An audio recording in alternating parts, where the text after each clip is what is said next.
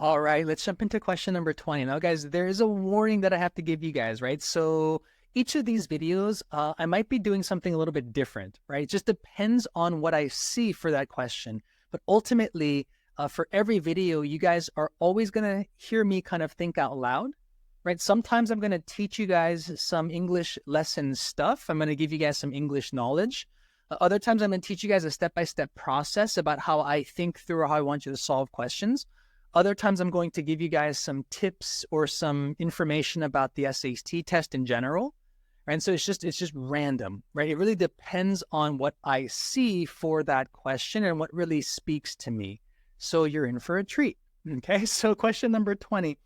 So sometimes you might even hear me just kind of talking to myself, right? In the first person, like, oh, I see this, right? Whenever I see this, I can do this. It's just a different style, right, of teaching. And each of these styles is going to be helpful for some of you guys in some way, right? Just understand or just know, you guys, that what I'm trying to do here is I'm trying to share with you guys through my words, right? I'm trying to give you guys the words that you need to hear when you're taking this test on test day. Because, guys, you know, you're going to hear me saying the same things over and over and over again to you guys, right? Well, why is that? I'm not trying to annoy you guys. It's to just know that when you're taking the test and you're in that pressure environment, it's hard to think, right? It's really hard to think about, right, what to say, or it's really hard to think about, right, what thoughts to have. It's hard to think about what to say to yourself when you're solving a question. Most of you guys don't think, right? And so by hearing me saying the same things over and over and over again, I'm kind of giving you the words, right? Oh, make sure to think this, right? Whenever you see this, think like this, okay? And I'm really giving you guys access to really high level or high quality SAT prep, right? It just really wants to make SAT accessible to millions of students without you guys having to pay a lot, right? There's going to be certain things that I'm going to charge for, of course, right? But I'm going to give the bulk of my stuff away for free for you guys, okay? Including these sort of videos. So make sure to like the video, subscribe to the channel, and let's jump into this. So what's speaking to me for question number 20 is a couple of things. One, you guys, is when I take a look at the answer choices, I know I'm being tested on verbs. I know that the SAT tests me on verbs in 3 different ways. I have subject-verb agreement, I have verb forms, and I have verb tenses. I know that I'm being tested on subject-verb agreement whenever I see a difference in my answer choices between like a singular verb and a plural verb. So if one of my answer choices says like is and another answer choice says are, I know that one of the things I'm being tested on is subject-verb agreement. I don't see that here. Secondly, is I know that I'm being tested on verb forms, right? When I see this to verb, whenever you guys see that, to enter, to play, right? Also, when you see ing, you won't always see them together, right? I don't just mean like, I mean like ing when it's by itself, like entering or in no other words, right? No other words before it, right? No other words like had been entering, right? Or was entering or is entering, but just the ing word by itself as an answer choice, okay?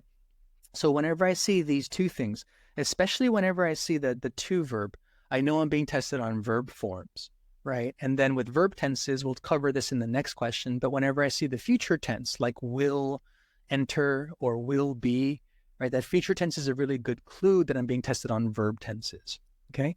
So here I know I'm being tested on verb forms, and whenever I'm tested on verb forms, I'm thinking about sentence structure, right? Because I know that the way that a verb is written can affect the structure of the sentence. I'll show you what I mean. So when I read the passage, it says, embryos inside, to survive when water is scarce, embryos inside African turquoise killfish eggs enter a dormant state known as diapause. I can just stop right here because the sentence ends there. Now here I know that embryos inside African turquoise killfish eggs is my subject. And so now I know that in order for a sentence to be grammatical, what I mean by grammatical is that making sure that all the grammar rules are being followed, making sure that all the punctuations are correct and in its correct place, right? All of this just means making sure that all the components of the sentence are written correctly, right? Making sure like dependent clauses are formed properly, independent clauses are written correctly. Same thing with phrases as well. But all of that, making sure that everything is done in a grammatically correct way, right, creates a grammatical sentence. So that's what I mean by grammatical. You can just think like, oh, it's a correct sentence, right? A grammatical sentence. So I know that a couple of things. You might want to write this down. One is on the SAT, in order for a sentence to be considered grammatically correct, it has to have at least one independent clause in it, right? So what is an independent clause? An independent clause is just a complete sentence, right? What makes up a complete sentence? Well, there's three things that you're looking for, right, in every single complete sentence. So first is every independent clause must have a subject. Second is every independent clause must have a verb. And third is every independent clause must have a complete thought. Those are the three things that are needed, right? So so every sentence that you encounter on the SAT must have at least one independent clause in it. If it doesn't, then it's not grammatically correct, right? So you have an error that you have to fix. Now, one of the things that makes a sentence grammatical is the verb, right? So because we know that an independent clause must have a verb inside of it, but if it doesn't have a verb inside of it, we know that it's no longer an independent clause. It's something else, right? It's called a fragment. So we have to fix that, right? And that's what I kind of see here. So when I'm analyzing the sentence, that's kind of what I'm looking for. I'm looking for what's the subject, right? What's the verb? And then from there, right, do I have a complete thought, right? So I know that embryos inside African turquoise killfish eggs is my subject. Well, then what's my verb, right? So this is where you have the underlined blank, right? So now notice how answer choice A here is the only one that creates a verb. So guys, this is where it's important to know that these two verbs when they're by themselves, like when you say, embryos to enter a dormant state, it's not a complete sentence. So these two words by themselves, not a verb. It might look like a verb, but it doesn't act like a verb. It doesn't act like a verb because it has that to in front of it. Now, these words only become verbs when they get help from other words, right? We call these helping verbs. So if I said, I had to enter, now that's a verb, but it's because of the verb had that makes that a verb. It's not because of the words to enter. Okay, so because you don't have a verb here, you don't have a complete sentence, right? You don't have an IC or an independent clause, so you can cross out answer choice B. Same thing with answer choices C and D. Guys, whenever you have the ing word by itself, it doesn't function like a verb. So entering, right, the embryos entering a dormant state, it's not a complete sentence because it's missing a verb. These words only become verbs when they again get help from other verbs. So if I said, they had to, or they had been entering, right? They were entering. Now we have a complete sentence because we have a verb.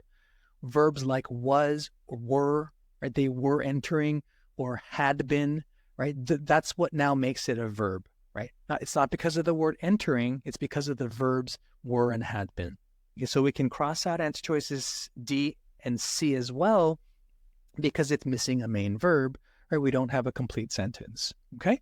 So this is why answer choice A here is the only answer that works, right? It's the only answer that's grammatical, right?